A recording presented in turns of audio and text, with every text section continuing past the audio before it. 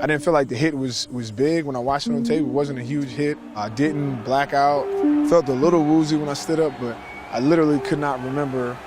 Cole Beasley scored a touchdown on me earlier in the game. I had no clue. I saw the replay, and I'm like, what? When did that happen? I just think that until you've had a concussion, you really,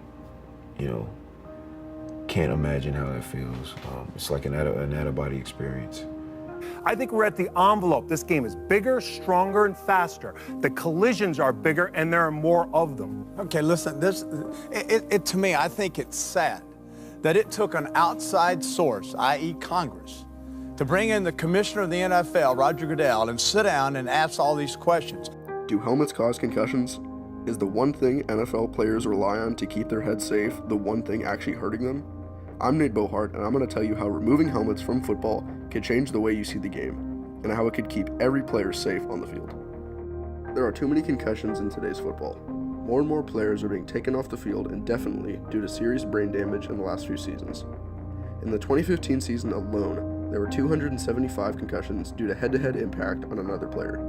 This number has seen a slight decrease in 2016, with only 244 reported cases, but this is still a large jump from the previous 2013 and 2014 season only seeing 206 concussions combined. So what's changed? Well, it's actually quite simple. The way in which players are tackling or hitting each other has definitely changed. The traditional strategy of hitting someone was to use one of your shoulder pads to ram into the other player. This is, however, not nearly as effective as spearing someone with your own head. It's quite hard to withstand the forward force of a player jamming their helmet into your shoulder. Keep in mind that the average NFL helmet is made completely of plastic and a metal face mask, so this definitely hurts when you get hit. So how can we fix this problem? Well, if we compare the style of hitting in football to the hits in a game like rugby or hockey, we can definitely see the differences. All of these games have something in common. You're always trying to hit someone harder than they can hit you, so you can take the ball, or in the case of hockey, the puck, and score on the opposing team.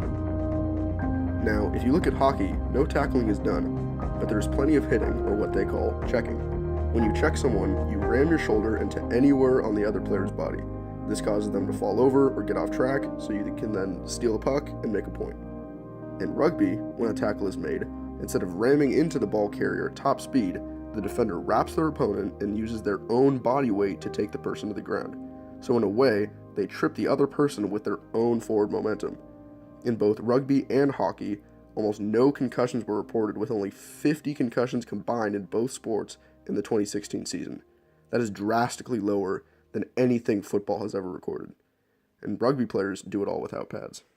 My point is, maybe taking helmets off the players might encourage football players not to use their heads as weapons, and maybe that would force the players to find new ways of playing their positions and to stay safer.